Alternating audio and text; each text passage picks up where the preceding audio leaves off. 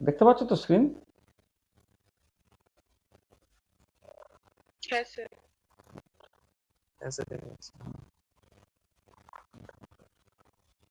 ঠিক আছে, আবার কি আসছে?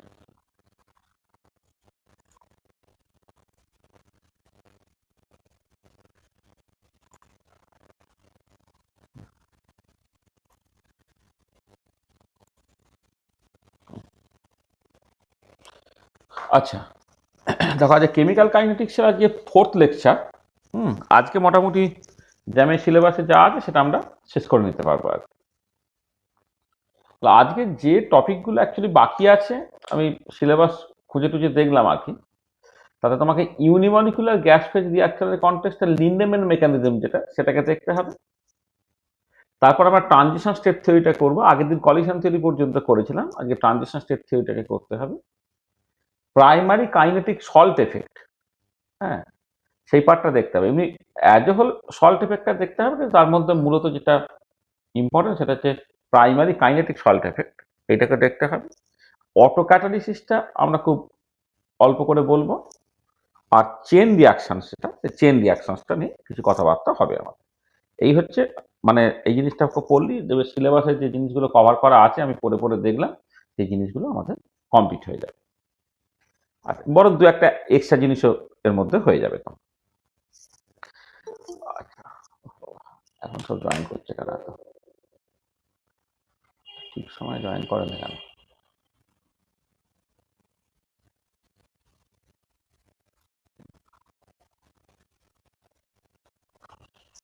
দেখো, আসলে আমরা যখন কলিশন থিওরি পড়েছিলাম, কলিশন থিওরিতে তো আমরা দেখেছিলে যে কোন একটা রিয়াকশন ঘটতে গেলে বাইনারি কলিশন হতে পারে, দুটো মলিকুলের মধ্যে ধাক্কাধাক্কি হতে হচ্ছে। আর মোস্ট অফ দ্য কলিশন যেহেতু টু বডি বা বাইনারি, তাহলে সেখান থেকে যখন দুটো মলিকুলের মধ্যে ধাক্কাধাক্কি হলে সেই দুটো মলিকুলই আলটিমেটলি প্রোডাক্টের দিকে যাচ্ছে বলে রিয়াকশনগুলো বাই মলিকুলার হয়। ঠিক আছে? আর এরকম একটা প্রশ্ন থাকে যে কেন রিয়াকশনের অর্ডার গ্রেটার দ্যান টু সেগুলো খুব রেয়ার হয়। সেখানে কলিশন থিওরি থেকে ব্যাখ্যাটা ছিল এরকম, যদি রিয়াকশনের অর্ডারটা দুয়ের থেকে বেশি হতে হয় তাহলে থ্রি বডি বা ফোর বডি কলিশনস হতে হবে। এই থ্রি বডি বা ফোর বডি কলিশনস গুলো কিন্তু স্ট্যাটিস্টিক্যালি এটা মানে খুব রেয়ার হবে আর কি। তুমি যদি 10টা মলিকুল নিয়ে স্টার্ট করছো, দুটো মলিকুল একে অপরের মধ্যে ধাক্কা ধাক্কি দেবে, সেরকম ধাক্কা কতগুলো হবে ভার্সেস তিনটে মলিকুল একে অপরের সঙ্গে ধাক্কা ধাক্কি দেবে, সেই ধাক্কা কতগুলো হবে যদি তুমি কম্পেয়ার করো, তাহলে তুমি দেখবে যে টু বডি কলিশনের সংখ্যাটা তো অনেক অনেক বেশি হবে in comparison to three body collision. ঠিক আছে? কিন্তু একটা কথা হচ্ছে যে ঠিক আছে, থ্রি বডি বা ফোর বডি কলিশন বা reaction of order greater than two, সেটা না হয় রেয়ার, তার কারণটা আমি বুঝে গেছি। কেন most of the reaction two body বা বাইনারি হবে তার এক্সপ্লেনেশন আমার কাছে পরিষ্কার। কিন্তু what about the unimolecular reaction? Unimolecular reaction কিন্তু খুবই ফ্রিকোয়েন্ট, বা অর্ডারের রেসপেক্টে বললে ফার্স্ট অর্ডার রিয়াকশন কিন্তু খুবই কমন। কিন্তু কলিশন থিওরি থেকে যদি তুমি ফার্স্ট অর্ডার বা ইউনিমলিকুলার রিয়াকশন কনসিডার করতে চাও, তাহলে দেখো অ্যাপারেন্টলি প্রায় জিনিসটা দাঁড়াচ্ছে না। কারণ ধাক্কা তো আর নিজে নিজেকে ধাক্কা দিতে পারে না। মানে মানে নিজে মানে হচ্ছে যে একই মলিকুল একে অপরকে ধাক্কা দিতে পারে, কিন্তু অন্ততপক্ষে দুটো মলিকুল লাগে, সেটা সেম কাইন্ড অফ মলিকুল হতে পারে, ডিফারেন্ট কাইন্ড অফ মলিকুলস হতে পারে। হ্যাঁ, কিন্তু যেটা ব্যাপার, তাহলে তো রিয়াকশন তো সেকেন্ড অর্ডার হয়ে যাওয়ার কথা, কিন্তু ফার্স্ট অর্ডার রিয়াকশন এত কমন কেন? তো সেইটাই হচ্ছে একটা খুব সিরিয়াস প্রবলেম, যে how can we explain unimolecular reaction by collision theory. আচ্ছা, সেই সংক্রান্ত প্রথম যে থিওরিটা ছিল সেটাকে হচ্ছে বলে পেরিমস রেডিয়েশন হাইপোথিসিস। পেরিমস রেডিয়েশন হাইপোথিসিস, যেটা 1919 সালে। সেখানে বলা হচ্ছে কি, যে রিয়াক্টর মলিকুলস গুলো তাদেরকে অ্যাক্টিভেশন ব্যারিয়ার ক্রস করার জন্য কিছু রেডিয়েশন অ্যাবজর্ব করতে হয়। তোমরা ব্ল্যাক বডি রেডিয়েশনের কথা তো আমরা শুনেছো, যে যে কোনো একটা বডি থার্মাল ইকুইলিব্রিয়ামে সে একটা রেডিয়েশন ছাড়ে বা রেডিয়েশন অ্যাবজর্ব করে। মানে থার্মাল ইকুইলিব্রিয়ামে থাকলে সে বেসিক্যালি রেডিয়েশন ছাড়ে। কোন একটা পার্টিকুলার মলিকুল সেই রেডিয়েশনটাকে অ্যাবজর্ব করে সাফিসিয়েন্ট এনার্জি পেলো, তাতে করে সে অ্যাক্টিভেশন ব্যারিয়ারটাকে ক্রস করতে পারে। The molecules absorb radiation present in the container and getting energized or excited. এইটা প্রথমে বলা হলো আর কি। আর এই যে পেরিমস রেডিয়েশন হাইপোথিসিসটা, সেই রেডিয়েশন হাইপোথিসিসটা অনেকগুলো কারণে সত্যি হতে পারে না। তার তিনটে মূলত কারণ ছিল। এটা এটা যেটা সিলেবাসে অতটা নেয় আমি আর বলিনি, ভালো করে লিখিনি আর কি। আচ্ছা আমি একটুখানি লিখে দিই এখানে, 1 মিনিট, একটু ডিটেলে বলে নিই।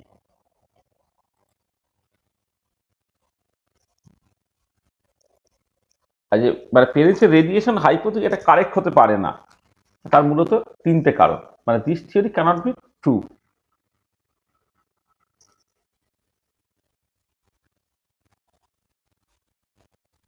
Radiation hypothesis theory cannot be true, এটা হতে পারে না। কারণটা কি? কারণ 1 নম্বর যে কারণটা সেটা দেখতে পাওয়া যাচ্ছে যে যে একটা নর্মাল রিয়াকশনের ক্ষেত্রে অ্যাক্টিভেশন এনার্জি যতটা, দেখা যাচ্ছে যে প্ল্যাঙ্ক ডিস্ট্রিবিউশন ফর্মুলা থেকে যদি টোটাল ব্যাকওয়ার্ড রেডিয়েশনটা তুমি ক্যালকুলেট করো, টোটাল এনার্জিটা যদি ক্যালকুলেট করো, সেটা অনেক কম হচ্ছে। তাহলে for most of the reaction, মানে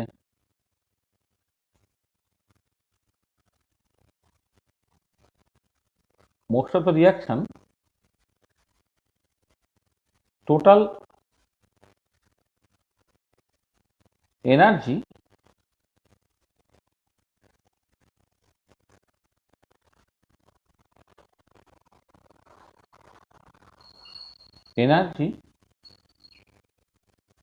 of a black body at a particular temperature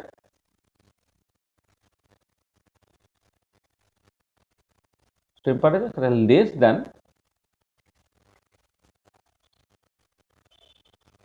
activation energy. কারণ আমি বলছি রেডিয়েশনটা অ্যাবজর্ব করে সে অ্যাক্টিভেটেড হচ্ছে, কিন্তু দেখা যাচ্ছে আমি প্ল্যাঙ্ক ডিস্ট্রিবিউশন ফর্মুলা থেকে তখন টোটাল এনার্জি ক্যালকুলেটটাকে করছি, সেই এনার্জিটা অ্যাক্টিভেশন এনার্জির থেকে অলরেডি কম। তাহলে সেইটুকু এনার্জি নিয়ে সে কীভাবে অ্যাক্টিভেটেড হতে পারে, সেইটা 1 নম্বর কারণ। আচ্ছা 2 নম্বর যেটা খুব ইম্পর্টেন্ট ব্যাপার সেটা হচ্ছে যে কয়েকটা গিভেন ভলিউম যদি তুমি নাও, তাহলে সারফেস এরিয়া যত বেশি হবে তত রেডিয়েশন বেরোবে। তার মানে কি, যে সারফেস এরিয়া বাই ভলিউম এই রেশিওটা, মানে কটা গিভেন ভলিউমের জন্য সারফেস এরিয়া যত বেরোবে তত বেশি রেডিয়েশন বেরোবে, রেট অফ দ্য রিয়াকশন তার উপরে ডিপেন্ড করা উচিত, কিন্তু বাস্তবে দেখা যাচ্ছে তার উপরে ডিপেন্ড করছে না। Rate of the reaction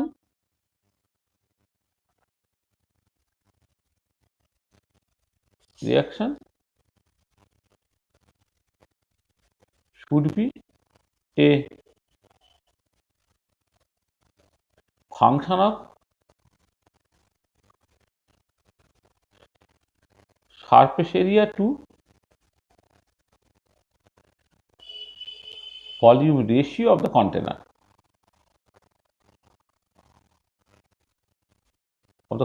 but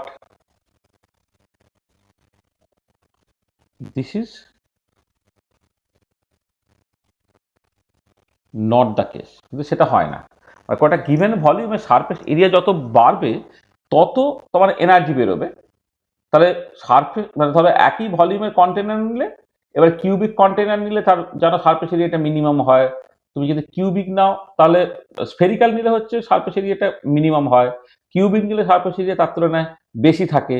হ্যাঁ, তাহলে একই ভলিউম নিয়ে সারফেস এরিয়া যদি বাড়ে, রেট অফ দ্য রিয়াকশন বাড়ার কথা, কারণ actually energy emitted per unit time per unit cross section area, সেটা তো তোমার এনার্জি ফ্লাক্স যেটা হচ্ছে আর কি, এই টোটাল এনার্জিটা তো সাডেনলি সারফেস এরিয়া যত বাড়বে তার সাথে বাড়বে, কিন্তু দেখা যাচ্ছে যে রেট অফ দ্য রিয়াকশন এই সারফেস এরিয়া টু ভলিউম যে রেশিও, তার ফাংশন কোনো রকম ভাবে হচ্ছে না। আর 3 নম্বর পয়েন্টে যেটা হচ্ছে যে যদি প্রেশার তোমার বাড়ে, দেখো সারফেস মানে কোন একটা কন্টেনারে যে টোটাল এনার্জি তো বেরোচ্ছে সেটা তো ফিক্স, কোনটা গিভেন টেম্পারেচার। ব্ল্যাক বডি রেডিয়েশনের কথাটা মনে করে দেখো, যে তুমি যদি টেম্পারেচার ফিক্স করে দাও, তাহলে কোন একটা কন্টেনারের টোটাল এনার্জি ডেনসিটি সে তোমার বেসিক্যালি ফিক্সড হয়ে আছে।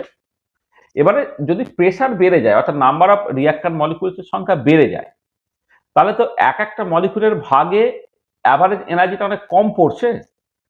একটা মলিকিউলের ভাগে অ্যাভারেজ এনার্জি যদি কম পড়ে, rate of the reaction pressure বাড়ানোর সাথে সাথে কমে যাওয়ার কথা, কিন্তু অ্যাকচুয়ালি হচ্ছে তার উল্টো। সেটা কথা হচ্ছে যে যে যদি রেডিয়েশন হাইপোথিসিসটা ঠিক হয়, with increase in pressure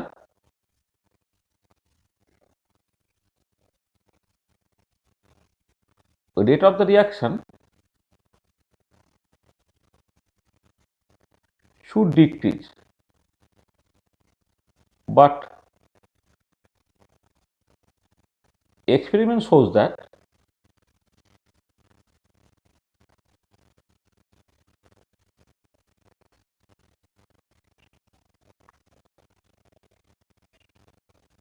rate of the reaction actually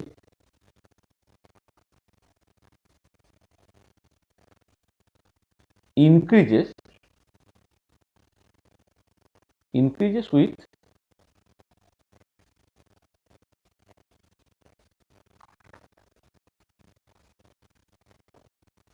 increase in pressure। তার মানে দেখো তাহলে এই যে রেডিয়েশন হাইপোথিসিস যেটা ছিল, সেই রেডিয়েশন হাইপোথিসিসটা তোমার কারেক্ট হতে পারে না। রেডিয়েশন হাইপোথিসিস বেশ বাজারে চলেছিল দু বছর বেসিক্যালি। তাহলে এইটা যখন সত্যি হতে পারলো না, তখন তার উপায়টা কি, ওয়ে আউটটা কি? ওয়ে আউটটাই হচ্ছে বিজ্ঞানী এই লিন্ডেম্যান যে মেকানিজমটা দিয়েছিলেন, লিন্ডেম্যান মেকানিজম বা লিন্ডেম্যান ক্রিশ্চিয়ানসেন মেকানিজম। ঠিক আছে, লিন্ডেম্যান হচ্ছে বেসিক্যালি সুপারভাইজার, তার ছাত্র হচ্ছে ক্রিশ্চিয়ানসেন। তারা পিএইচডি থিসিসে তারা জাস্ট কলিশন থিওরিকে কাজে লাগিয়ে কেমন করে ইউনিমলিকুলার রিয়াকশনকে এক্সপ্লেন করতে পারা যায় আর কি, সেটাকে তারা দেখিয়েছিলেন। আর এই মেকানিজমটা কি, মানে দু রকমের মেকানিজম চলে। যেটা ধরো তোমার আমাদের যে স্ট্যান্ডার্ড যে বইগুলো আছে আর কি, তোমাদের লেডলারের বই ধরো ফর এক্সাম্পল, হ্যাঁ, খুব তো স্ট্যান্ডার্ড বই। লেডলারের বইয়ে যে মেকানিজমটা থাকে সেটা হচ্ছে এরকম যে ধরো যে কোন একটা রিয়াক্টর মলিকুল এ, সে আর একটা রিয়াক্টর মলিকুল এর সঙ্গে ধাক্কাধাক্কি করে এনার্জাইজড হলো একটা রেট কনস্ট্যান্ট Q1 দিয়ে, এ আর এ ধাক্কা দিয়ে এ স্টার প্লাস এ হলো। তাহলে ওয়ান্স এই একটা রিয়াক্টর মলিকুল অ্যাক্টিভেটেড হয়ে এ স্টার তৈরি করে, তার দুটো দশা হতে পারে। একটা হতে পারে যে এ স্টারটা সে আবার ডিঅ্যাক্টিভেটেড হয়ে গিয়ে এ প্লাস এ তৈরি করে ফেললো।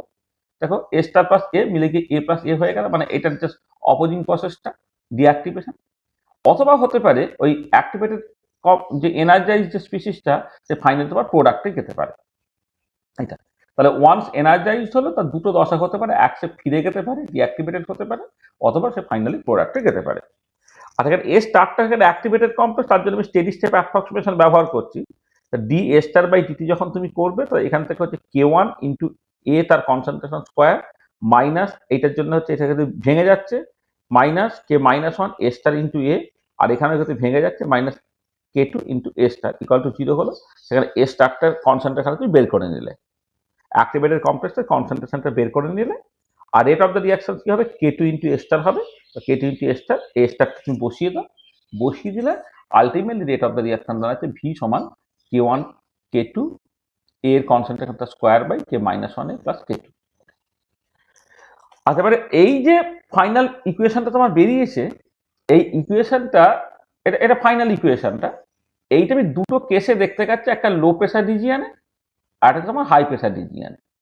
তো প্রেসার যখন কম হচ্ছে তখন এর কনসেন্ট্রেশনটা খুব কম, তাহলে in the low pressure region তখন কি হচ্ছে না, লো প্রেসার রিজিয়ানে দেখো মানে মানে যখন প্রেসারটা তোমার কম হচ্ছে, তখন এই K-1 এটা is much less than K2 হয়ে যাবে। আচ্ছা, এটা কি করে হচ্ছে একটুখানি বলি। দেখো এই যখন এ প্লাস এ থেকে তো এ স্টার প্লাস এ হলো, এবারে এই ডিঅ্যাক্টিভেশন হবে না ডিকম্পোজিশন হবে, এই দুটো তুমি কম্পেয়ার করে দেখো। দেখো ডিঅ্যাক্টিভেশন হতে গেলে কি হচ্ছে না, এনার্জাইজ মলিকুলটা অন্যান্য মলিকুলের সঙ্গে তাকে রিয়াক্ট করছে, অন্যান্য গ্রাউন্ড স্টেটে সমস্ত রিয়াক্টার মলিকুলের সঙ্গে তাকে ধাক্কাধাক্কি করে পুরো এনার্জিটাকে সেই হিট এনার্জি হিসেবে ডিসিপেট করতে হচ্ছে। তা যত বেশি ধাক্কাধাক্কি তত বেশি ডিঅ্যাক্টিভেশন হবে। আর ধাক্কা থেকে কখন বেশি হবে, প্রেসার যখন বেশি হবে। আর ধাক্কা থেকে কম কখন, আর প্রেসার যদি কম হয় তখন কি হবে, ধাক্কাধাক্কি হতে পারছে না বলে এই এনার্জি স্পিসিসটা ফাইনালি প্রোডাক্টটা তোমার যেতে পারবে।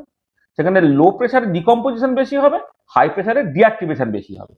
এটা সেটা লেখা হচ্ছে যে যখন প্রেসারটা কম তখন ডিকম্পোজিশন প্রসেস ডমিনেট। আর ডিকম্পোজিশন প্রসেসটা মানে হচ্ছে তোমার বেসিক্যালি এইখান ডিকম্পোজিশনটা মানে এইটা, সেটা ডমিনেট করবে, সেটা concentration K2 into A star. আর ডিঅ্যাক্টিভেশনটা যে K-1 A star into A, K-1 A star into A, এইটা হচ্ছে মাঝ less than K2 into A star হচ্ছে, 2 থেকে এ স্টার কেটে দিলে K-1 এটা মাঝ লেস দ্যান K2 হলো। যেটা আমি তাকে প্রথমেই বলেছিলাম, এটা ডিনোমিনেটারে K of minus one A plus K two আছে, লো প্রেসারে কে অফ মাইনাস ওয়ান এটা হচ্ছে খুব কম হয়ে যায়, তাহলে এটাকে তুমি বাদ দিয়ে দাও, বাদ দিয়ে দিলে কে টু কেটে গেল, তাহলে হয়ে গেল কত কে ওয়ান ইন্টু এ তার স্কোয়ার হয়ে গেল। দেখো এখন পরিষ্কার এটা সেকেন্ড অর্ডার কাইনেটিক্স ওবে করছে, তাহলে লো প্রেসারে সেকেন্ড অর্ডার কাইনেটিক্স ওবে করে। আর যখন প্রেসারটা সাফিসিয়েন্টলি হাই তখন কি হচ্ছে, তখন ঠিক উল্টোটা, তখন হচ্ছে প্রেসারটা হাই হলে deactivation process dominates, deactivation process যদি ডমিনেট করে তাহলে k minus one A star এটা much greater than k two into star হবে, মানে এটা হচ্ছে k of minus one A star A, এইটা এখন উল্টোটা much greater than k two into A star হলো, দুই থেকে এ স্টার বাদ দিয়ে দাও, এখান থেকে কি হয়ে যাচ্ছে কে অফ মাইনাস ওয়ান এটা এটা মাঝ গ্রেটার দেন তোমার কে টু হয়ে গেল। এইটা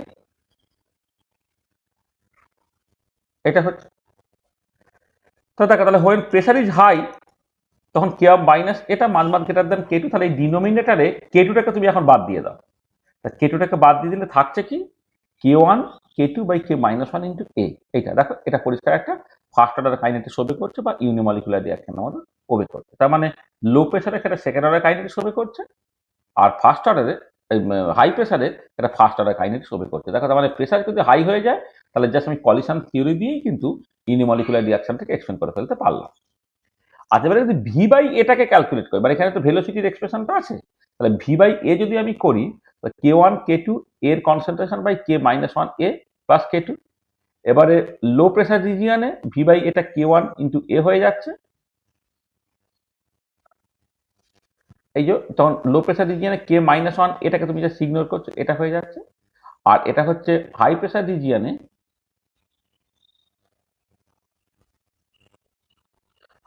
রিজিয়নে যখন কে টুটা ডমিনেট করছে ওভার কে মাইনাস ওয়ান এ, তখন সেটা হয় সরি উল্টোটা, হাই প্রেসার রিজিয়নে কে মাইনাস ওয়ান এটা যখন কে টুর থেকে অনেক অনেক বেশি হয়ে যাবে তখন তুমি কে টুটাকে ইগনোর করে দাও, তাহলে হয়ে যাচ্ছে কত k one K two by K minus one এইটা।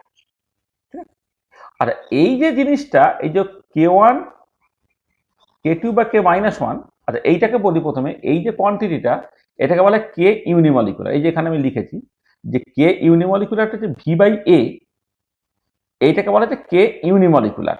হ্যাঁ মানে একটা ইউনিমলিকুলার রিঅ্যাকশন যদি হতো তাহলে রেট কনস্ট্যান্ট কি হতো, এটাকে কে ইউনিমলিকুলার এই নামটা তোমার দেওয়া হচ্ছে, তার মানে এই যে ভি বাই এটা হচ্ছে কে ইউনিমলিকুলার, কে ইউনিমলিকুলার ভার্সেস এ যখন তুমি প্লট করছো দেখো, মানে basically V by A versus এর কনসেন্ট্রেশন প্লট করা বা কে ইউনিমলিকুলার ভার্সেস এর কনসেন্ট্রেশন যদি তুমি প্লট করো, তাহলে তো প্রথম দিকটা কি হবে যেখানে তোমার এই যে সিচুয়েশনটা লো প্রেসার রিজিয়নে এ এর সঙ্গে ডিরেক্টলি প্রপোর্শনাল, অর্থাৎ একটা স্ট্রেট লাইন প্লট দিয়ে যাবে, আর যখন তোমার প্রেসার খুব হাই হয়ে যাবে তখন ভি বাই এটা ফার্স্ট অর্ডার কাইনেটিক্স ওবে করছে, যখন ভি বাই এটা ইন্ডিপেন্ডেন্ট অফ প্রেসার হয়ে যাচ্ছে অর্থাৎ এটা তোমার কনস্ট্যান্ট হয়ে যাবে, আর যখন প্রেসারটা প্রচন্ড হাই হয়ে যাচ্ছে তখন ভি বাই এ বা কে ইউনিমলিকুলার তার ম্যাক্সিমাম লিমিটিং ভ্যালুতে পৌঁছাচ্ছে, এখানে k one plus k one K two by K minus one এইটাকে বলা হচ্ছে কে ইনফিনিটি, এটা তাহলে কে ইনফিনিটি ভ্যালুতে তোমার পৌঁছায়। তাহলে দেখো আমি এই লিন্ডেম্যান মেকানিজম থেকে যদি ছবিগুলোকে দেখি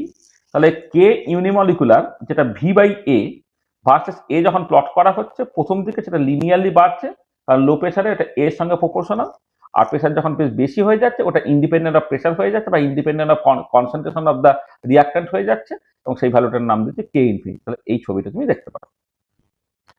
আচ্ছা এবারে এই ছবির যেটা অসুবিধে সেটা হচ্ছে এই ছবিটা লিনিয়ার নয়, লিনিয়ার যদি না হয় তোমার লিনিয়ার ছবি পাওয়ার জন্য তোমাকে কি করতে রেসিপ্রোকাল নিতে হয়, তাহলে এইটা তো তোমার বেসিক্যালি এই যে কে ইউনিমলিকুলার তো ভি বাই এ, এটা কে one K two A by K minus one A plus K two এর রেসিপ্রোকাল নিয়ে নাও, ওয়ান বাই কে ইউনিমলিকুলার সেটা হয়ে যাচ্ছে k minus one A plus K two by k one K two into এর concentration, তাহলে এইটা by এটা করলে দেখো k minus one by k one plus K two হলো, আর এইটা বাই এটা করলে plus one over k one into one over এ হয়ে গেল, আর এইটা যদি তোমার কে ইনফিনিটি হয় তাহলে এইটা হয়ে গেল one by k infinity plus one by k one into A এইটা।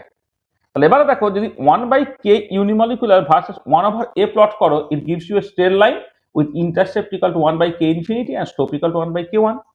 দেখো তুমি one by k unimolecular versus one over A যদি প্লট করো তাহলে একটা স্ট্রেট লাইন পাচ্ছ, যার ইন্টারসেপ্ট হচ্ছে ওয়ান বাই কে ইনফিনিটি, স্লোপটা হচ্ছে ওয়ান বাই কে ওয়ান। আচ্ছা, এবার এই লিন্ডেম্যান মেকানিজমের যে ভ্যালিডিটি টেস্টটা তোমার এই প্লট থেকে করতে হয়। যদি লিন্ডেম্যান মেকানিজমটা কারেক্ট হয় তাহলে 1/k ইউনিমলিকুলার বা 1/a প্লটটা একটা স্ট্রেট লাইন হবে। এটা যদি স্ট্রেট লাইন থেকে ডেভিয়েটেড হয়ে যায় তাহলে তোমাকে বুঝতে হবে মানে স্ট্রেট লাইন থেকে ডেভিয়েটেড হচ্ছে মানেই হচ্ছে লিন্ডেম্যান মেকানিজমটা সেটা যে ভ্যালিড নয় সেটা বোঝা যাচ্ছে। দেখো এই যে কালো যে লাইনটা সেটা হচ্ছে একদম লিন্ডেম্যান মেকানিজম থেকে। তাহলে যদি এক্সপেরিমেন্টাল প্লটটা একদম এরকম স্ট্রেট লাইন হয় তাহলে বলবো যে লিন্ডেম্যান মেকানিজমটা কারেক্ট। কিন্তু বাস্তবে ছবিটা কিরকম হয় দেখো, যে 1/এটা যখন খুব কম, 1/এটা কম মানে যখন প্রেশারটা বেশি তখন দেখতে দেয়ার ইজ এ ডেভিয়েশন। দেখো স্ট্রেট লাইন এখান থেকে ডেভিয়েশন হচ্ছে।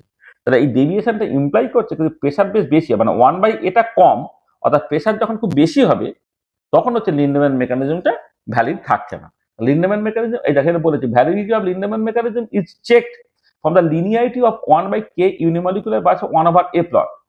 Lindemann mechanism can give the correct result in low pressure region, but there is a deviations in the high pressure region. তাহলে এবারে যখন তোমার এই লিন্ডেম্যান মেকানিজম হাই প্রেসার রিজিয়নে ডেভিয়েটেড হচ্ছে সেটাকে কারেক্টলি এক্সপ্লেন করার জন্য তোমার আরো সফিস্টিকেটেড থিওরি করতে হয়। লিন্ডেম্যান মেকানিজমের পরে আসে হচ্ছে হিনসেলহুড মেকানিজম, তারপর আসে আরআরকে মেকানিজম, তারপর আসে আরআরকে মেকানিজম। এই মেকানিজমগুলো পরপর করে আমাদের পড়তে হবে। এবারে বাকি যে মেথডগুলো হিনসেলহুড, আরআরকেএম যেগুলো আমাদের স্কোপের বাইরে সেটা আমরা পড়ছি না, আমরা লিন্ডেম্যান পর্যন্তই জাস্ট শুধুমাত্র পড়বো। ঠিক আছে, তাহলে এই হচ্ছে অল অ্যাবাউট লিন্ডেম্যান মেকানিজম বা লিন্ডেম্যান ক্রিস্টিয়ানসেন মেকানিজম।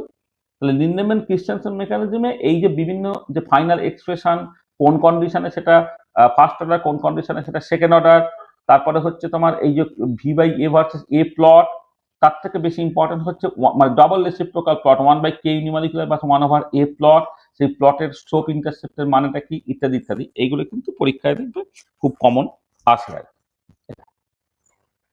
আচ্ছা, এই যে মেকানিজমটা আমি বললাম যে A+A থেকে A*+A হচ্ছে এইভাবে, সেই মেকানিজমটা কিছু মডার্ন বইয়ে যেমন ধরো ফর এক্সাম্পল ম্যাকুরি সাইমনের বইয়ে একটুখানি মডিফাই করে দেওয়া হয়েছে।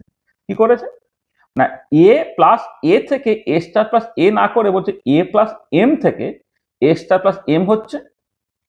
তাহলে একটা এ কে একটা এম দিয়ে রিপ্লেস করা হয়েছে। তার কারণটা হচ্ছে এই যে লজিকটা হচ্ছে এরকম যে যে রিয়াক্টর মলিকিউলগুলোকে এনার্জাইজ হতে গেলে শুধুমাত্র তাদের সঙ্গে ধাক্কাধাক্কি করতে হবে কেন, মিক্সচারে যদি অন্য কোনো ইনার্ট গ্যাস থাকে বা কিছুক্ষণ পরে যখন কিছুটা প্রোডাক্ট তৈরি হয়ে যাচ্ছে তার সঙ্গেও তো ধাক্কাধাক্কি দিতে পারে। মানে রিয়াক্টর মলিকিউল যেমন অন্যান্য রিয়াক্টর মলিকিউলের সঙ্গে ধাক্কাধাক্কি করে এনার্জাইজ হতে পারে, আবার রিয়াক্টর মলিকিউল কোন একটা প্রোডাক্ট বা যদি ওই মিক্সচারের মধ্যে কোনো ইনার্ট গ্যাস থাকে তার সঙ্গে ধাক্কাধাক্কি করেও তো এনার্জাইজ হতে পারে। এই এমটা যেটা হতে পারে রিয়াক্ট্যান্ট বা প্রোডাক্ট বা কোনো একটা ইনার্ট গ্যাস তার সঙ্গে ধাক্কাধাক্কি করে এনার্জাইজ হলো, আবার তার সঙ্গে ধাক্কাধাক্কি করে ডিঅ্যাক্টিভেটেড হতে পারে, অথবা এক্সট্রা একটা ফাইনাল প্রোডাক্টটা তোমার যেতে পারে। তাহলে এইটা তোমার অ্যাক্টিভেশন, এটা হচ্ছে ডিঅ্যাক্টিভেশন, এটা হচ্ছে আবার ডিকম্পোজিশন। আচ্ছা, এবারে আগের ইকুয়েশনটা যেমন ভাবে করেছে মানে এ স্টারের জন্য স্টেডি স্টেট অ্যাপ্রক্সিমেশন ব্যবহার করলে করে এ স্টারের কনসেন্ট্রেশনটা পেয়ে গেলে finally velocity of the reaction K2 into এসটা সেই স্টারের কনসেন্ট্রেশনটা বসিয়ে দিয়ে তুমি দেখবে এখন যে ইকুয়েশনটা পাবে সেখানে ওই আগে যেমন K1 K2 A into A মানে A স্কোয়ার ছিল বা K-1 A প্লাস K2 ছিল, এখন ওই একটা এর কনসেন্ট্রেশন সেটা তোমার এম দিয়ে রিপ্লেস হয়ে যায়। তুমি একদম আগেরটা যেরকম ভাবে করেছো সেই রকম ভাবে করবে, দেখবে এইটা বেরোবে। এবারে এইটা যদি বেরোয় এবার তার মতো করে যে বিভিন্ন রকমের প্লট গুলোকে করতে হয় আর কি, মানে V/A ভার্সেস A প্লট, তারপর 1/, মানে K ইউনিমলিকুলার ভার্সেস 1/A প্লট, এই সব প্লট গুলো তুমি অ্যাজ ইউজুয়াল করতে পারবে। শুধু মেকানিজমটা একটা এম দিয়ে রিপ্লেস হয়ে গেল বলে ফাইনাল ইকুয়েশনটা পাল্টে গেল, বাকিগুলো অ্যাজ ইউজুয়াল। তোমার এখানে মানে ভ্যারিয়াস প্লটস, হ্যাঁ এগুলো তোমাকে হোমওয়ার্ক হিসেবে বলছি, এটা তো বাড়িতে তুমি একটু করে নিবে, নিজেরা করতে পারবে। তাহলে ওয়ান্স মানে এই যে ইকুয়েশনটা এখানে করা হয়েছে, এই যে ইকুয়েশনটা, এই ইকুয়েশনের ইকুইভ্যালেন্ট ইকুয়েশন হচ্ছে এই ইকুয়েশনটা। ওখানে ওই ফাইনাল ইকুয়েশনটা পাওয়ার পর কেস 1 কেস 2 করে বিভিন্ন রকমের প্লটটা যেরকম ভাবে করা হয়েছে এখানেও তুমি সেই রকম ভাবে জিনিসটাকে করবে। ঠিক আছে, হলো, বোঝা গেল? তাহলে দেখো, এই লিন্ডেম্যান ইউনিমলিকুলার গ্যাস ফেজ রিয়াকশন সংক্রান্ত যে ইউনিমলিকুলার রিয়াকশন এবং সেই ইউনিমলিকুলার লিন্ডেম্যান মেকানিজম থেকে কেমন করে তুমি ইউনিমলিকুলার গ্যাস ফেজ রিয়াকশনটাকে তুমি এক্সপ্লেন করছো এবং তার বিভিন্ন রকমের প্লট গুলো, এগুলো পরিষ্কার তো? কোনো অসুবিধা নেই তো? হ্যাঁ স্যার। আচ্ছা, ঠিক আছে। আচ্ছা, এবারে চলে আসো transition state theory. Reaction state theory দুটো বিএসসি লেভেলে খুব ইম্পর্টেন্ট, একটা কলিশন থিওরি যেটা আমি আগের দিন বলে এসেছি, এখন হচ্ছে ট্রানজিশন স্টেট থিওরি। আচ্ছা, ট্রানজিশন স্টেট থিওরিতে প্রথমে যেটা বলা হচ্ছে কি, রিয়াক্টর মলিকুলস গুলো তারা একটা অ্যাক্টিভেটেড কমপ্লেক্স তৈরি করছে, সেটা হচ্ছে এক্স ড্যাগার, এবং সেই অ্যাক্টিভেটেড কমপ্লেক্সটা সাফিসিয়েন্টলি স্টেবল যাতে করে সেই রিয়াক্ট্যান্টের সঙ্গে একটা ফাস্ট ইকুইলিব্রিয়ামে থাকতে পারে। তাহলে দেখো, এইখানে যদি রিয়াক্ট্যান্ট হয়, এইখানে হচ্ছে অ্যাক্টিভেটেড কমপ্লেক্স, এই রিয়াক্টর এবং অ্যাক্টিভেটেড কমপ্লেক্সের মধ্যে একটা ডাইনামিক ইকুইলিব্রিয়াম কাজ করছে, এ প্লাস বি থেকে এক্স ড্যাগার তৈরি করছে। এবার এই এক্সটা সেটা সেকেন্ড স্টেপে তোমার প্রোডাক্টে চলে যাবে। আর এখানে এক্স ড্যাগারটা হচ্ছে আরহেনিয়াস কমপ্লেক্স, এর জন্য তুমি আরডিএস অ্যাপ্রক্সিমেশন ব্যবহার করো। এর জন্য apply rate determining step approximation.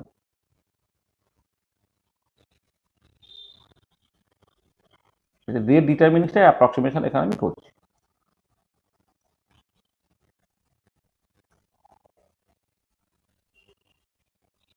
আচ্ছা, রেট ডিটারমিনিং স্টেপ অ্যাপ্রক্সিমেশন যেটা করা হয়, প্রথমেই ইকুইলিব্রিয়ামটাকে কনসিডার করা হয়। তাহলে ইকুইলিব্রিয়াম কনস্ট্যান্টটা সেটা হচ্ছে এক্স এর অ্যাক্টিভিটি বাই এর অ্যাক্টিভিটি ইন্টু বি এর অ্যাক্টিভিটি। আর এবারে যদি আমি ধরে নিই যে অ্যাক্টিভিটি কোফিশিয়েন্ট গুলো 1, মানে আইডিয়াল বা আইডিয়ালি ডাইলিউট সাবস্টেন্সের জন্য সেখানে অ্যাক্টিভিটি থেকে তুমি জাস্ট কনসেন্ট্রেশন দিয়ে রিপ্লেস করলে C X dagger by C zero by C A by C zero into C B C zero, মানে C X dagger C zero by C A into C B হয়ে গেল, যেখানে সি জিরোটা একটা standard concentration,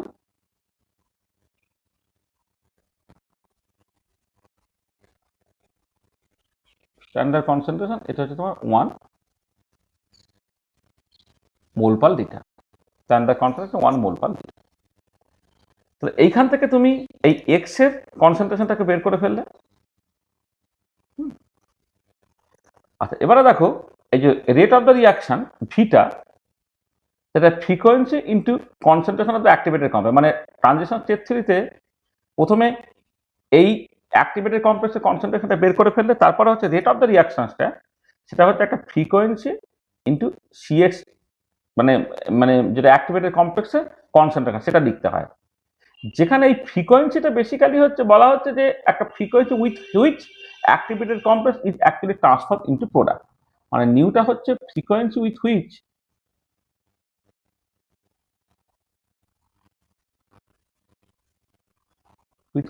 the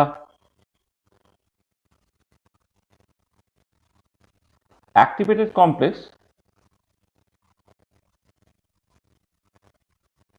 cross the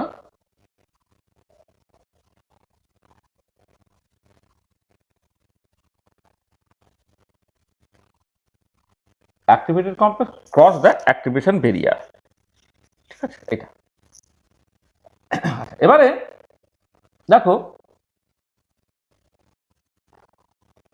এবারে এই যে ফ্রিকোয়েন্সিটা সেটা actually হয় কে টি বাই এই, যেখানে কেটা হচ্ছে মানে Boltzmann constant KB T by H. এবারে এই ফ্রিকোয়েন্সিটা কিভাবে কেবি টি বাই এইচ হয়, তার জন্য তোমাকে স্ট্যাটিস্টিক্যাল মেকানিক্যাল অ্যাপ্রোচে যেতে হবে, সেটা আমি আজকে পরের দিকে তোমাকে দেখাচ্ছি।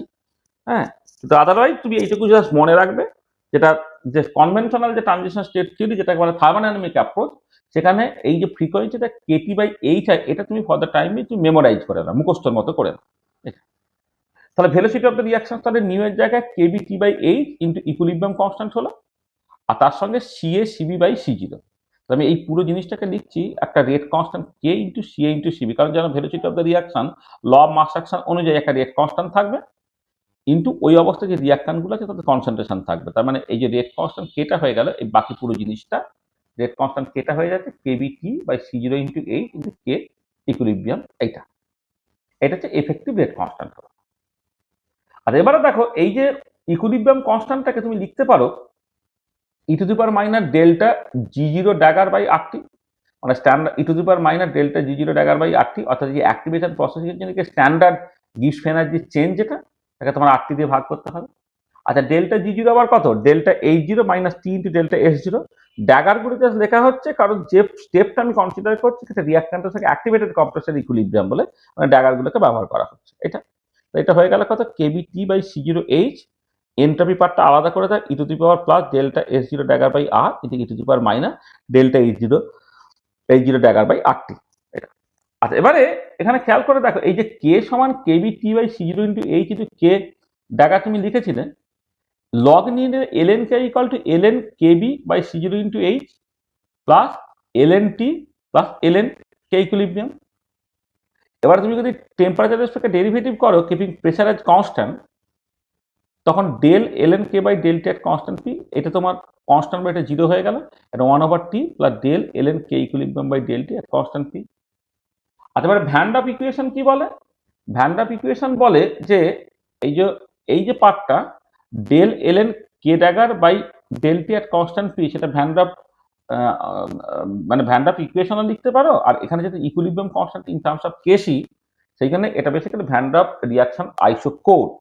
তাহলে এটাকে এটা পাচ্ছ যে from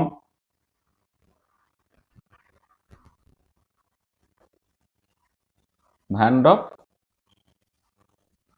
reaction isochore del ln K dagger C by del T আর কনস্ট্যান্ট পি, সেটা হচ্ছে delta U zero dagger by R T square. এটা ভ্যান ডাপ রিয়াকশন আইসো কোর। ভ্যান ডাপ রিয়াকশন আইসো বার হয়ে গেলে এই কেসিটা কে টি হতো, তখন delta H by R T square হতো। এখানে যেহেতু ইকুইলিব্রিয়াম কনস্ট্যান্টে যখন তুমি প্রথমেই লিখেছে দেখো ইন টার্মস অফ কনসেন্ট্রেশন লিখেছি না, ইকুইলিব্রিয়াম কনস্ট্যান্টে ইন টার্মস অফ কনসেন্ট্রেশন লিখেছি বলে এখানে ইকুইলিব্রিয়াম কনস্ট্যান্টটা basically in terms of KC আর কি।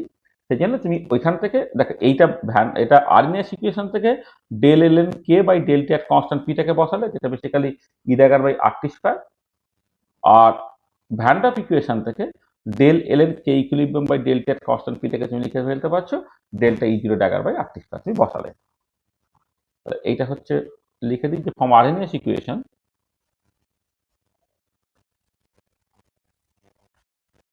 এটা তুমি জানো del ln rate constant del T del ln K by del T at constant P, সেটা হচ্ছে তোমার E dagger by R T square. আর এটা হচ্ছে আরএনএস ইকুয়েশন থেকে, এটা হচ্ছে ভ্যান ডাপ ইকুয়েশন, তো বসিয়ে দিলে তাহলে E dagger by R T square equal to one over T plus delta E zero dagger by R T square.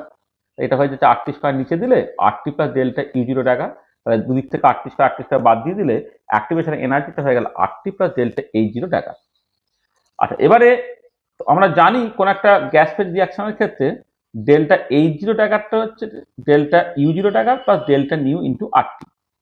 এখানে ডেল্টা নিউ হচ্ছে number of activated complex minus sum of number of reactor molecules, এটা হচ্ছে delta new. সেটা তুমি বসিয়ে দিলে, তাহলে এখান থেকে দেখো এই ই ড্যাগারের জায়গায় আর টি প্লাস এই ডেল্টা ইউ জিরো ড্যাগারের জায়গায় তুমি বসিয়ে দিলে delta H zero dagger minus delta nu R T. কত হলো? ই ড্যাগারটা হলো delta H zero dagger plus one minus delta nu into R T. এখান থেকে ডেল্টা এইচ জিরোটাকে বের করে না, E dagger minus one minus delta nu into R T.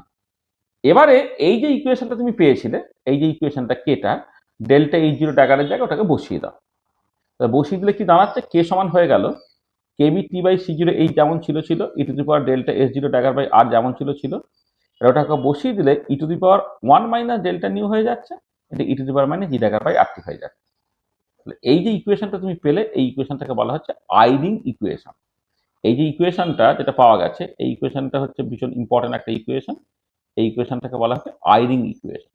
আর ট্রানজিশন ক্ষেত্রে এটা বেসিক্যালি আইরিং এর দেওয়া। তো এই যে ইকুয়েশনটা হলো এই ইকুয়েশনটা তোমার আইরিং ইকুয়েশন।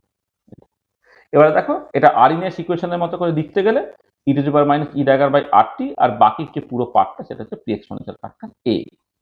এই যে পি এক্সপোনেনশিয়াল ফ্যাক্টর এটা সেটা হয়ে যায় KB T by C zero H e to the power delta S zero dagger by R e to the power minus e to the power one minus delta nu. মানে পরিষ্কার দেখো এটাকে তুমি A0 into root টি এর সঙ্গে proportional হিসেবে লিখতে পারতো, মানে in transition state theory P exponential ফ্যাক্টরটা হচ্ছে টি এর সঙ্গে প্রপোর্শনাল। তাহলে কলিশন থিওরি এখানে রুট টির সঙ্গে প্রপোর্শনাল ছিল, আর্নিয়াস থিওরিতে হচ্ছে টেম্পারেচার ইন্ডিপেন্ডেন্ট ছিল, এখানে কিন্তু তোমার রুট টির সঙ্গে প্রপোর্শনাল হচ্ছে। আর ইউনিমলিকুলার রিঅ্যাকশনের ক্ষেত্রে যদি ডেল্টা নিউ ক্যালকুলেট করো, ডেল্টা নিউটা কি, অ্যাক্টিভেটেড কমপ্লেক্সে কতগুলো মলিকুলস আছে মাইনাস রিঅ্যাক্ট্যান্টে কতগুলো মলিকুলস আছে।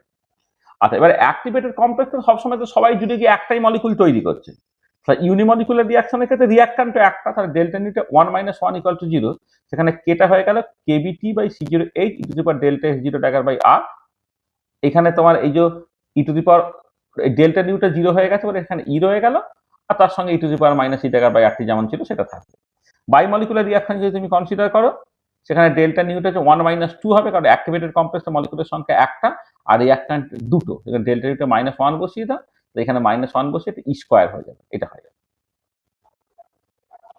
আচ্ছা, এই যে পার্টটা ডেল্টা S0 ড্যাগার, এখানে প্রথম যখন আমি ইন্ট্রোডিউস করেছি তখনই বলে দেওয়া উচিত ছিল, এখানে লিখেছে standard entropy of activation, delta S0 ড্যাগারটা যে স্ট্যান্ডার্ড এন্ট্রপি অফ অ্যাক্টিভেশন। দেখো এই যে পার্টটা, এই যে e to the power delta S0 dagger by R, এই পার্টটা কিন্তু ভীষণ ইম্পর্টেন্ট রোল প্লে করছে। দেখো মোস্ট অফ দ্য রিঅ্যাকশনের ক্ষেত্রে ডেল্টা S0 ড্যাগারটা ইউজুয়ালি লেস দ্যান 0, কারণ ধরো যদি বাইমলিকুলার রিঅ্যাকশন কনসিডার করো, দুটো মলিকুল থেকে একটা মলিকুল তৈরি হয়েছে, তার মানে সাডেনলি এন্ট্রপি অফ অ্যাক্টিভেশনটা নেগেটিভ হবে। আর এন্ট্রপি অফ অ্যাক্টিভেশন নেগেটিভ যদি হয়, তাহলে e to the power delta S0 dagger by R সেটা 0 থেকে 1 এর মধ্যে হবে।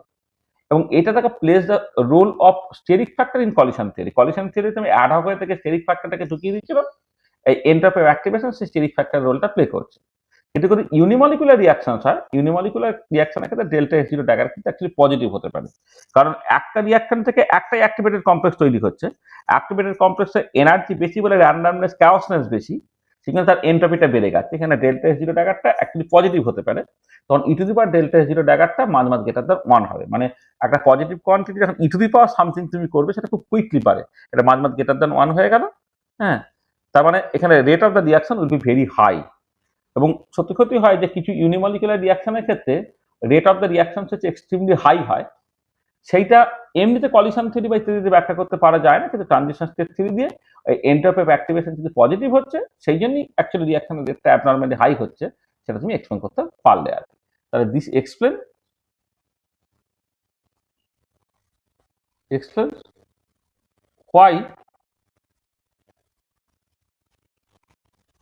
why rate of certain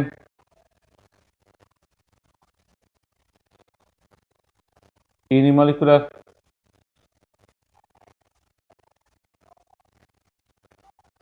gas phase reactions is very high.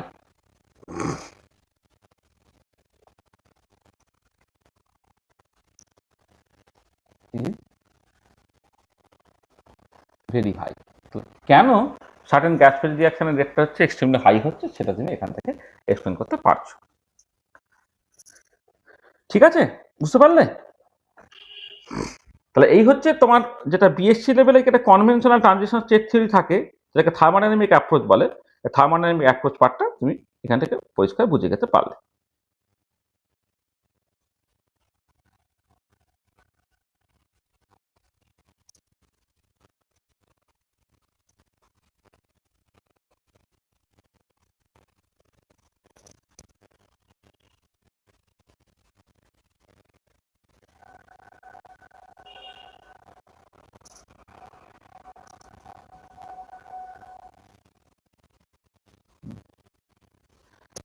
ঠিক আছে, বোঝা গেল?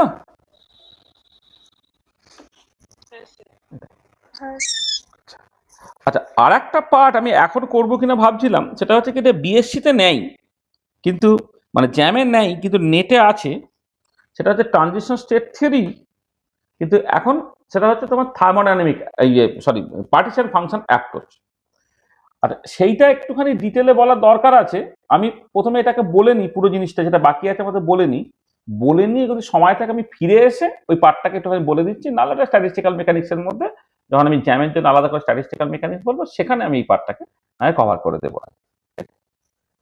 আচ্ছা, নেক্সট যে জিনিস তুমি দেখবে এখানে, এই যে আমাদের যে সিলেবাসটা আমি প্রথমে বলছিলাম, জ্যামের সিলেবাসে কিন্তু তোমার ট্রানজিশন স্টেট থিওরি, সেখানে শুধুমাত্র থার্মোডাইনামিক অ্যাপ্রোচটাই আছে। হ্যাঁ, এগুলো কিন্তু নেই। ঠিক আছে, কোথায় মানে মানে মানে কিছুই নেই মনে হয় এটা। দেখে যেটা কথা হচ্ছে যে তোমার ওইটা একটুখানি তোমার ইনভলভ আর কি, মানে একটুখানি তোমার অসুবিধা হবে বুঝতে। হ্যাঁ, সেইটা বিএসসি লেভেলে একটুখানি অসুবিধে। যদি পার্টিশন ফাংশন অ্যাপ্রোচ বলে একটা ব্যাপার আছে, সেই পার্টিশন ফাংশন অ্যাপ্রোচে তুমি করো, কারণ পার্টিশন ফাংশন জিনিসটা কি সেটাই এখনো হয়নি। তাহলে আমরা যেটা করবো যে স্ট্যাটিস্টিক্যাল মেকানিক্স পার্টটা যখন আমরা করব, তখন হচ্ছে যে ট্রানজিশন স্টেট থিওরি যে তোমার পার্টিশন ফাংশন অ্যাপ্রোচ, যেটা পার্টিশন ফাংশন অ্যাপ্রোচটা হচ্ছে, সেইখানে আমরা আলোচনা করে দেবো। তাহলে আমরা চলে আসি নেক্সট টপিকটায় চলে আসি। আচ্ছা, নেক্সট যেটা, সেটা হচ্ছে প্রাইমারি কাইনেটিক সল্ট এফেক্ট। আচ্ছা, প্রাইমারি কাইনেটিক সল্ট এফেক্ট কি না, দেখো এতক্ষণ পর্যন্ত যে সমস্ত রিয়াকশনগুলো আমি কনসিডার করেছি, সেখানে রিয়াক্টর মলিকিউলগুলো তারা ছিল তোমার মানে নন ইলেকট্রোলাইটস, মানে তারা আয়নস ছিল না, বা রিয়াক্টর মলিকিউলগুলো বা প্রোডাক্ট বলো বা যাই বলো, তাদের কোনো চার্জ ছিল না। ঠিক আছে, এবারে যদি চার্জ থাকে তাহলে কি হবে, তখন দেখবে রিয়াকশনের রেটটা পাল্টাচ্ছে।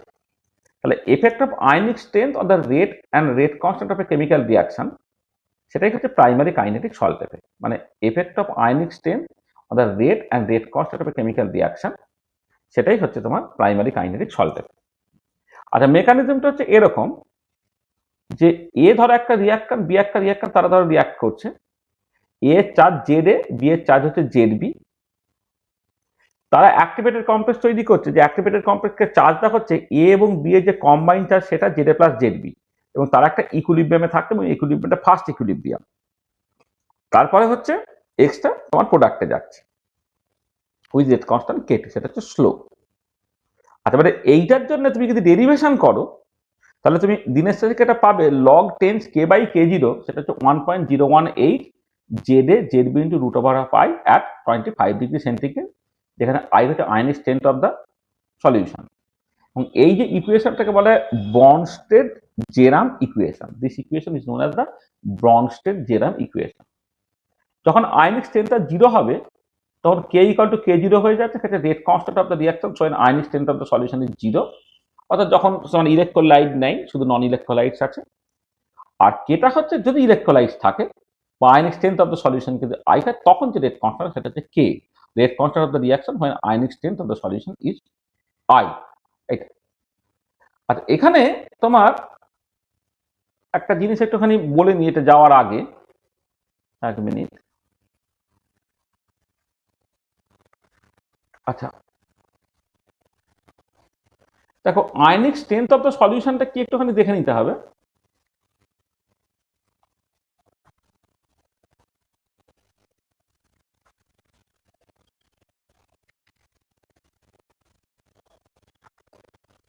আইটা by definition half summation over I CI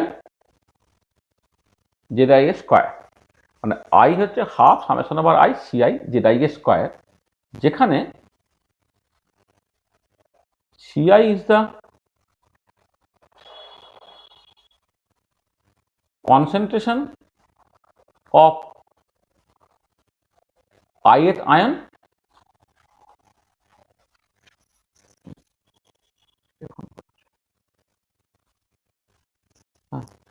CI হচ্ছে concentration of the ith ion with charge Zi. The CI is the concentration of the ith ion with charge হচ্ছে Zi। এইটা মানে ধরো কোনো একটা সলিউশনে অনেক আয়ন তোমার থাকতে পারে, তাহলে প্রত্যেকটা আয়নের চার্জ এবং তার কনসেন্ট্রেশন কিন্তু আয়নিক স্ট্রেংথে তোমার টেক পার্ট করবে। এটা আর এবারে যদি এমন হয় যে if concentration is expressed in the unit of normality, then unit of ionic strength সেটা তোমার নর্মালিটিতে হবে। তো এই একটা জিনিস তোমার দরকার। আচ্ছা, আর একটা জিনিস, আসলে আমি ডেরিভেশনগুলো করিনি যেহেতু এটা সামারাইজ করা হচ্ছে, সে ডেরিভেশনগুলো খুব সহজ কিন্তু করিনি এখানে। আর একটা জিনিস হচ্ছে ডেরিভেশনটা যখন করতে চাও তখন তোমার একটা ইকুয়েশন লাগে, সেটা হচ্ছে ডি বাই হুকেল লিমিটিং ল।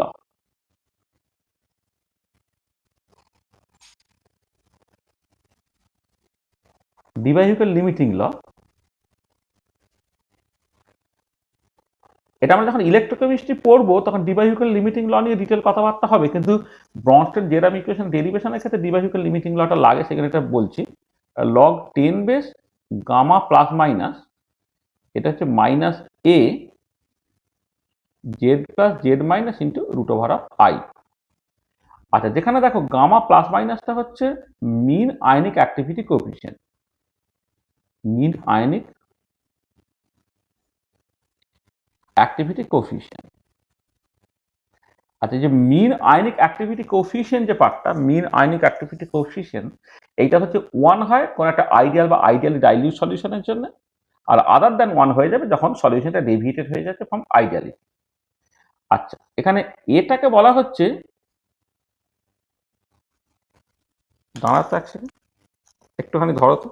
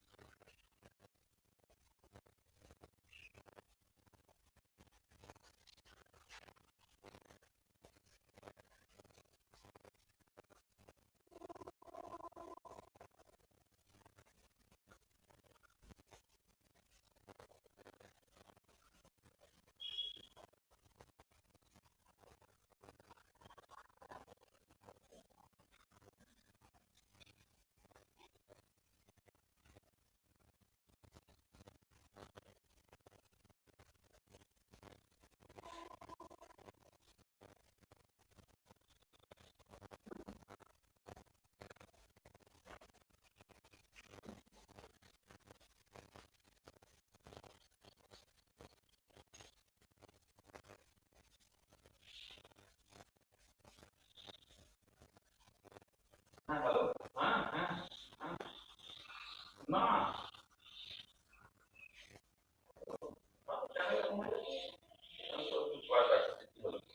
আমি ফোন করি।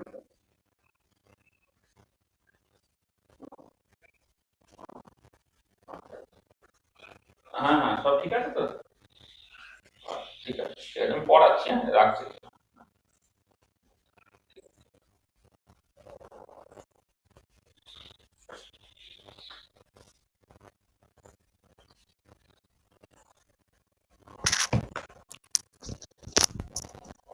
হ্যাঁ, একটা হঠাৎ করে বাড়ি থেকে ফোন আসছিল, এই সময় ফোন হলে না টেনশন হয় যে কি হলো, কি বলছে, আমার ফোন থেকে নাকি মিস কল টাইপের হয়ে গেছে। আচ্ছা, হ্যাঁ, যেটা বলছিলাম যে তোমার এটা হচ্ছে বলা হয় Debye Huckel limiting law constant. Debye Huckel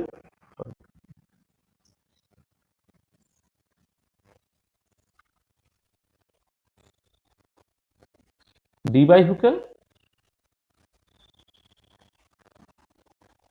limiting law constant, এইটা যার ভ্যালুটা 0.509 হয়, এইটা তার ইউনিটটা হচ্ছে তোমার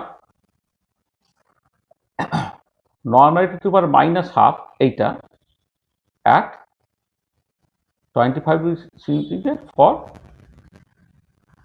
ওয়াটার। জলের জন্য ওটার ভ্যালু হচ্ছে 0.509, N to the power minus half হচ্ছে at 25 degree centigrade for water. আর জেড প্লাস জেড মাইনাসটা হচ্ছে charge of the cation and anion respectively. Z plus and Z minus are the charges of cation and anion respectively. আর এই যে ইকুয়েশনটা, এটা হচ্ছে valid when the solution is sufficiently dilute,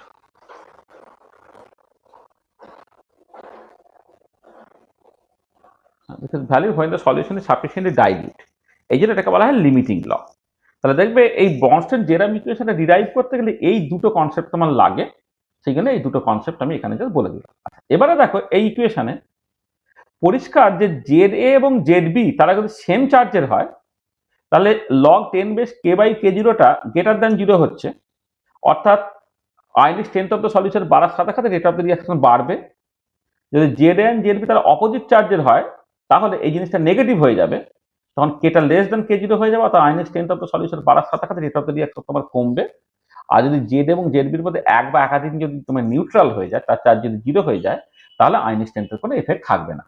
সেটা এখানে বলা হয়েছে যে তোমার যখন Z A and Z B are same sign, তখন log 10 base K by K zero greater than zero, greater than K zero, rate of the reaction increases with increase in আইনের strength of the solution. যখন Z A and Z B are opposite sign, তখন এটা negative হয়ে যাচ্ছে, কেটা less than কে zero হয়ে যাচ্ছে, rate of the reaction decreases with increase in আইনের স্ট্রেংথ অফ দ্য সলিউশন, এইটা। আর যখন তোমার দুজনের মধ্যে মানে যে কোনো একজন যখন নিউট্রাল হয়ে যাবে, হয়ে যাচ্ছে বলো।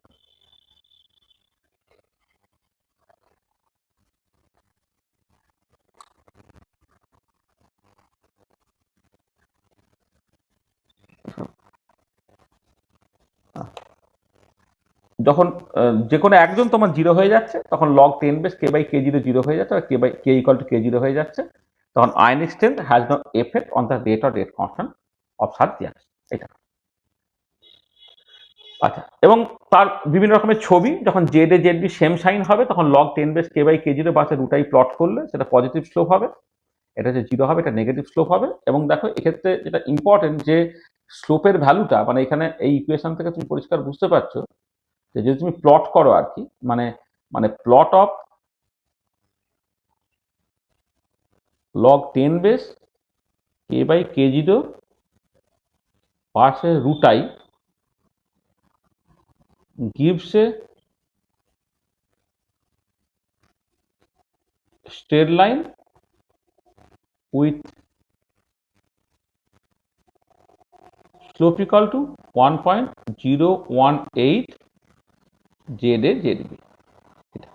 তো স্লোপটা হচ্ছে এরকম। এবারে যে রিয়াকশন তোমায় বলবে, যেখানে জেড এবং জেড বির ভ্যালু তুমি জানবে, সেই মতো করে তোমার স্লোপ ঠিক হবে আর কি। তাহলে এই যে বিভিন্ন ক্ষেত্রে বিভিন্ন তোমার স্লোপ হতে পারে। আচ্ছা, আর একটা সিচুয়েশন, যে যদি তোমার দুটো রিয়াক্ট্যান্টের মধ্যে তিনটে রিয়াক্ট্যান্ট থাকে, তা তিনটে রিয়াক্ট্যান্টের জন্য তুমি যদি ওই একই রকমভাবে ডেরিভেশনটাকে করো, ডি বাই হুকের লিমিটিং লটাকে কাজে লাগিয়ে, তখন log 10 base K by K জিরোটা হয় হচ্ছে 1.018 into Z A Z B plus Z B Z C plus Z C Z A into root over of I, এটা। তখন স্লোপটা কিন্তু এইটা তোমার মাথায় রাখতে হবে, ঠিক আছে? এটা দিয়েও পরীক্ষাতে তোমার কোশ্চেন পড়েছে। আচ্ছা, এবারে দেখো এই প্রাইমারি কাইনেটিক সল্ট এফেক্ট যখন তুমি বলছো যে ডিরেক্ট রিয়াক্ট্যান্টটা, সেটা হচ্ছে আয়নিক স্পিসিস। কিন্তু কখনো কখনো এরকম রিয়াকশন হয় যেখানে ডিরেক্টলি রিয়াক্ট্যান্ট আয়নিক স্পিসিস নয়, কিন্তু দেখা যাচ্ছে যে কোন একটা রিয়াকশন আছে, যে রিয়াকশন, যেমন আমি একবার এক্সাম্পল বলি তাহলে বুঝতে পারো। ধরো তুমি একটা specific H plus ion catalyse reaction তুমি কনসিডার করছো, ঠিক আছে? তো rate of the reaction specific H plus ion catalyse, যদি জলের কন্ট্রিবিউশনটা তুমি ইগনোর করো, তাহলে রেট অফ দ্য রিয়াকশন হবে KH plus into CH plus. এবারে এই সিএইচ প্লাসটা পাচ্ছ কোথা থেকে? কোন একটা উইক অ্যাসিডের ডিসোসিয়েশন করে, ধরো যদি একটা উইক অ্যাসিড ডিসোসিয়েশন করে যদি সিএইচ প্লাসটা পাও, তাহলে এই যে ইকুইলিব্রিয়াম কনস্ট্যান্টটা, সেই ইকুইলিব্রিয়াম কনস্ট্যান্টটা কেমন তার উপরে নির্ভর করে ঠিক হবে তুমি এইচ প্লাস কতটা পাবে। এবার দেখা যায় এই ডিসোসিয়েশনটা, সেটা যদি আয়নিক স্ট্রেংথ অফ দ্য সলিউশনের উপর নির্ভর করে, তাহলে ionic strength of the solution এই ইকুইলিব্রিয়ামটাকে কন্ট্রোল করছে। ইকুইলিব্রিয়ামটাকে কন্ট্রোল করছে মানে এইচ প্লাস কতটা পাবো সেটা কন্ট্রোল হচ্ছে, এবং সেই এইচ প্লাসটা অ্যাকচুয়াল রিয়াকশনে ক্যাটালিস্টের রোলটা প্লে করছে। তার মানে এখানে এফেক্ট হচ্ছে ইনডিরেক্ট, তখন তাকে বলা হবে সেকেন্ডারি কাইনেটিক সল্ট এফেক্ট। সেখানে লিখেছি consider a specific H plus ion catalyse reaction, যেখানে কেটা হচ্ছে k H plus CH plus. এখানে CH plus is obtained from the dissociation of weak acid, সেটা হচ্ছে এইটা। ডিসোসিয়েশন অফ এইচ এর depends on the ionic strength of the solution. এবার CH plus must depend on the ionic strength of the solution, মানে ডিসোসিয়েশনটা যেহেতু ionic strength of the reaction তার উপর নির্ভর করছে, ionic strength of the solution আগে তার উপর নির্ভর করছে। এটা সলিউশন বলাটা ঠিক না, ionic strength of the solution. এটা এটা আইনি স্ট্রেংথ অফ দ্য সলিউশন তার উপরে নির্ভর করছে, তখন rate of the reaction as a whole দেখবে ionic strength of the solution উপর নির্ভর করে যাবে। তাহলে এইগুলো হচ্ছে secondary kinetic salt effect. Secondary kinetic salt এফেক্টে ইউজুয়ালি আমাদের লাগে না, প্রাইমারি কাইনেটিক সল্ট এফেক্টে মূলত লাগে। আমাদের বইয়ে সেকেন্ডারি কাইনেটিক সল্ট এফেক্টে বিভিন্ন কেসগুলো খুব ডিটেল আলোচনা করা আছে, কিন্তু এখানে জাস্ট কমপ্লিটনেসের জন্য আমি এটাকে জাস্ট বলে রাখলাম। আচ্ছা, নেক্সট যে টপিকটা সেটা হচ্ছে অটো ক্যাটালিসিস। সেটাও একটুখানি জাস্ট দেখে দেবে তোমরা, যে আমরা এমনি ক্যাটালিসিস যখন পড়েছিলাম, ধরো হোমোজিনিয়াস ক্যাটালিসিস বলেছি, হেটেরোজিনিয়াস ক্যাটালিসিস বলেছি, এনজাইম ক্যাটালিসিস বলেছি। ওই ক্যাটালিসিসগুলোর ক্ষেত্রে কি হচ্ছে, তোমার ক্যাটালিস্টটা বাইরে থেকে অ্যাড করতে হয়, কিন্তু কিছু কিছু রিয়াকশন তাতে ক্যাটালিস্টটাকে বাইরে থেকে অ্যাড করার দরকার পড়ে না। আমরা যে প্রোডাক্টটা খাওয়াচ্ছি সেই প্রোডাক্টটাই ক্যাটালিস্টের রোল প্লে করে। যেমন দেখো এস্টার হাইড্রোলিসিস যখন তুমি করছো, এস্টার হাইড্রোলিসিস করলে অ্যাসিড এবং তার সঙ্গে অ্যালকোহল তৈরি হবে। এই যে অ্যাসিডটা সে আবার এস্টারকে হাইড্রোলাইজ করতে পারে, কারণ আমরা জানি এস্টার হাইড্রোলিসিস অ্যাসিড ক্যাটালাইজ হতে পারে। তাহলে আমার বাইরে থেকে ধরো কোনো একটা অ্যাসিড ব্যবহার করলাম না, এস্টার হাইড্রোলাইজড হয়ে যে অ্যাসিডটা তৈরি হলো সে আবার রিয়াকশনকে তারা ক্যাটালাইজ করছে। ধরো পটাশিয়াম পারম্যাঙ্গানেটের সঙ্গে অক্সালিক অ্যাসিডের রিয়াকশন হচ্ছে অ্যাসিড মিডিয়াম, করে ম্যাঙ্গানাস সালফেট তৈরি হচ্ছে। এই ম্যাঙ্গানাস সালফেট আবার এই রিয়াকশনকে ক্যাটালাইজ করছে। তো এইগুলো সব অটো ক্যাটালিসিস। তাহলে অটো ক্যাটালিসিসের ক্ষেত্রে এটা হচ্ছে বাইরে থেকে কোনো ক্যাটালিস্ট ব্যবহার করার দরকার পড়ছে না, রিয়াকশনে কোনো একটা প্রোডাক্ট তৈরি হচ্ছে যে রিয়াকশনের রেটটাকে বাড়াতে পারছে, সেটা হচ্ছে অটো ক্যাটালিস বা অটো ক্যাটালাইজ। এক্ষেত্রে দেখবে রিয়াকশনের কনসেন্ট্রেশনটা নর্মাল রিয়াকশনের ক্ষেত্রে যেমন জাস্ট গ্র্যাজুয়ালি কমতে থাকে, এক্ষেত্রে ঠিক এই টাইপের একটা ছবি, একটা উল্টানো সিগময়েড কার্ভ, আর প্রোডাক্টের কনসেন্ট্রেশন পাশে টাইম প্লট করলে এরকম একটা সিগময়েড কার্ভ হয়। মানে প্রথমে ক্যাটালিস্ট প্রায় ছিল না, সেখানে রিয়াকশনের রেটটা হচ্ছে কম থাকছে, যখন ক্যাটালিস্ট বেশি আছে তখন রিয়াকশনের রেটটা খুব বেশি হয়ে গেল। পরের দিকে রিয়াকশনের রেট আবার কমে যাচ্ছে, কারণ একদম পরের দিকে হচ্ছে রিয়াক্ট্যান্টের পরিমাণ খুব কমে গেছে বলে রিয়াকশনের রেটটা তোমার কমে গেছে। সেই জন্য তুমি দেখো পি ভার্সেস টিপটের এই যে স্লোপ গুলো বেসিক্যালি রেট রিপ্রেজেন্ট করে, বা রিয়াক্ট্যান্টের কনসেন্ট্রেশন ভার্সেস টাইম, মানে এটা হচ্ছে এখানে রিয়াক্ট্যান্টের কনসেন্ট্রেশন ভার্সেস টাইম যখন প্লট, প্রথম দিকে একটা স্লো, মাঝে র্যাপিড, তারপর আবার স্লো। তাহলে প্রথম দিকে কেন স্লো? কারণটা হচ্ছে ক্যাটালিস্ট প্রায় ছিল না, কারণ প্রোডাক্ট তো প্রায় তৈরি হয়নি বলে ক্যাটালিস্ট কিছু ছিল না। মাঝে হচ্ছে রিয়াকশন রেট খুব বেশি হয়ে গেল কারণ ক্যাটালিস্ট তখন আছে, এবং শেষের দিকে রিয়াকশন রেট আবার স্লো হয়ে যাচ্ছে, কারণ তখন রিয়াকশন প্রায় ডিসঅ্যাপিয়ার করে গেছে বলে। ঠিক আছে, এটা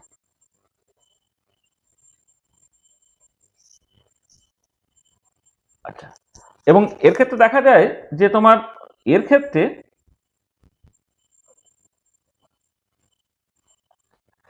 তোমার আমরা যখন ওই মেথড অফ ডিফারেন্সিয়াল রেট ল দিয়ে অর্ডার ডিটারমিনেশন বলেছিলাম, তখন এনসি এবং এনটির কথা বলেছিলাম। সেখানে বলেছিলাম যে অটো ক্যাটালিটিক রিয়াকশনের ক্ষেত্রে এনটিটা লেস দ্যান এনসি হয়, আর ইনহিবিশন রিয়াকশনের ক্ষেত্রে এনটিটা গ্রেটার দ্যান এনসি হয়। তাহলে এটা কিন্তু অটো ক্যাটালাইটিক রিয়াকশন, সেখানে কিন্তু তোমার এনটিটা লেস দ্যান এনসি হয়ে যাবে। আচ্ছা, এবারে তুমি যদি এখন একটা টিপিক্যাল রিয়াকশন কনসিডার করো, তাহলে এ থেকে ধরো প্রোডাক্ট হচ্ছে, এটা অটো ক্যাটালাইটিক রিয়াকশন। শুরুতে এর কনসেন্ট্রেশন A0, পি এর concentration P0, at a time এটা কিছুটা কমে গেল, এটা কিছুটা বেড়ে গেল, তখন রেট অফ দ্য রিয়াকশন তোমায় লিখতে হবে কত না, KA0 - X into P0 + X। দেখো অটো ক্যাটালাইটিক রিয়াকশনের ক্ষেত্রে এই ডিফারেন্সিয়াল রেট ল লেখাটা খুব ইম্পর্টেন্ট, কারণ আমরা নর্মাল রিয়াকশনের ক্ষেত্রে কি লিখি, just rate of the reaction K into A0 - X এইটুকু লিখে দিতাম, কিন্তু এখন তার সঙ্গে P0 + X এটা তোমার গুণ হয়ে যাচ্ছে, কারণ যে প্রোডাক্টটা তৈরি হচ্ছে সেও রিয়াকশনকে ক্যাটালাইজ করছে বলে। এটা হচ্ছে ডিফারেন্সিয়াল রেট ল।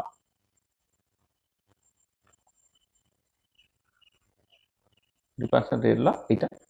এবং এইখান থেকে তুমি ইন্টিগ্রেটেড রেট ল যদি বের করো, ডেরিভেশনটা তোমার এখন লাগবে না।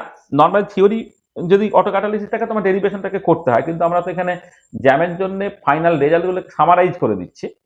এখানে ইন্টিগ্রেটেড রেট লটা এরকম দেখতে হয়, X/P0 সেটা e⁻at - 1/1 + b × e⁻at, যেখানে এটা হচ্ছে K × A0 + P0, আর বিটা হচ্ছে P0/A0। এইটা তুমি মানে ইন্টিগ্রেটেড রেট লটাকে পাবে। এবং রেট অফ দ্য রিয়াকশনটা ম্যাক্সিমাম হবে যখন X এর কনসেন্ট্রেশন A0 - P0/2 হয়, এবং যে টাইমে rate of the reaction maximum হয় সেটা হচ্ছে 1/A ln 1/B হয়। এবং যদি তুমি 1/B অর্থাৎ A0/P মানে সরি X/P0 কে তুমি যদি প্লট করো as a function of T, তাহলে এই ধরনের তুমি ছবিটা পাচ্ছ, এই সিগমার কার্ভটা তুমি পাচ্ছ। এবং যখন টাইমটা টেন্স টু ইনফিনিটি হয়ে যাবে তখন হচ্ছে এই x/p0 যেটা বেসিক্যালি 1/b, হ্যাঁ, সেই ভ্যালু থেকে এটা রিচ করবে যেটা a0/p0। তাহলে এই অটোক্যাটালাইটিক রিয়াকশনসটা কখনো কখনো নেট বা ইত্যাদি পরীক্ষাতে তার ইম্পর্টেন্ট ফিচার দিয়ে দেয়, সেগুলোকে মাথায় রাখবে। তাহলে এক্সাম্পলগুলোকে মাথায় রাখবে, এই রিয়াক্ট্যান্টের কনসেন্ট্রেশন ভার্সেস টাইম বা প্রোডাক্টের কনসেন্ট্রেশন ভার্সেস টাইম এইটা, অথবা এই প্রোডাক্টের কনসেন্ট্রেশন ভার্সেস টাইম, তার ছবিগুলো একটুখানি অন্যরকম তুমি খেয়াল রাখো। এনসিএনটির এই ডিফারেন্সটা তুমি খেয়াল রাখবে। আর যদি এই ধরনের একটা মেকানিজম হয় তাহলে indicated red light, differential red লাইটটা কেমন করে দিচ্ছ, ইন্ডিকেটেড রেড লাইটটা কেমন করে দিচ্ছ, কোন এক্সে তুমি ম্যাক্সিমাম রেটটাকে পাচ্ছ, কোন টাইমে তুমি ম্যাক্সিমাম রেটটাকে পাচ্ছ সেটাকে দেখো, তার মতো করে ছবিটাকে বুঝে নেবে। আর আজকে আমরা ফাইনাল যে টপিকটা নিয়ে আলোচনা করবো সেটা হচ্ছে তোমার চেন রিয়াকশন। দেখো, চেন রিয়াকশন এইটা তোমার কতগুলো ইম্পর্টেন্ট স্টেপে ঘটে। একটা হচ্ছে ইনিশিয়েশন, একটা হচ্ছে প্রোপাগেশন, একটা টার্মিনেশন। মিনিমাম 3টে স্টেপ তোমার থাকতেই হয়। তাহলে ইনিশিয়েশনের স্টেপে যেটা হচ্ছে ফ্রি র্যাডিক্যালটা তৈরি হয়। ফ্রি র্যাডিক্যালটা তৈরি তুমি বিভিন্ন রকম ভাবে করতে পারো, হিট দিয়েও করতে পারো, লাইট দিয়েও করতে পারো। তুমি হিট দিয়ে অথবা লাইট দিয়ে ফ্রি র্যাডিক্যালটা তৈরি করে দেবে। ওয়ান্স ফ্রি র্যাডিক্যালটা তৈরি করেছে, ফ্রি র্যাডিক্যালটা প্রোপাগেশন স্টেপে দেখো কত ইন্টারমিডিয়েট তৈরি করছে। তাহলে এক্স ফ্রি র্যাডিক্যালটা ওয়াই2 সঙ্গে রিয়াকশন করে xy প্লাস ওয়াই ডট তৈরি করলো। আচ্ছা, ওয়াই ডাই তৈরি হলো, সে আবার x2 সঙ্গে reaction xy plus x dot তৈরি করলো। তাহলে এইগুলো হচ্ছে তোমার প্রোপাগেশন স্টেপ। আর ফাইনালি যে ফ্রি র্যাডিক্যালটা তৈরি হয়েছে, সেই ফ্রি র্যাডিক্যালটা তাহলে কনজিউমড হয়ে যাচ্ছে। তাহলে x ডট আর ওয়াই ডট জুড়ে গিয়ে xy তৈরি করলো, বা x ডট জুড়ে গিয়ে x2 তৈরি করলো, বা ওয়াই ডট জুড়ে গিয়ে তোমার y2 তৈরি করলো, তখন টার্মিনেশন স্টেপ। নর্মালি এই 3টে স্টেপস কিন্তু তোমার কোন একটা চেইন রিয়াকশনে এসেনশিয়ালি থাকবে: ইনিশিয়েশন, প্রোপাগেশন এবং টার্মিনেশন। আচ্ছা, আমি একটা এক্সাম্পল বলছি। ধরো H2 প্লাস Br2 মিলে HBr হচ্ছে, মানে ওভারঅল রিয়াকশনটা হচ্ছে এরকম: H2 প্লাস Br2 মিলে হচ্ছে তোমার 2HBr। মানে হ্যালোজেনগুলোর মধ্যে রিয়াকশন যেগুলো খুব কমন একটা chain reaction, H2 plus Br2 মিলে হচ্ছে 2HBr এটা। তারপরে H2 প্লাস Cl2 মিলে 2HCl, বা H2 প্লাস I2 মিলে 2HI, ইত্যাদি ইত্যাদি আরো সব রিয়াকশন ঘটে আর কি।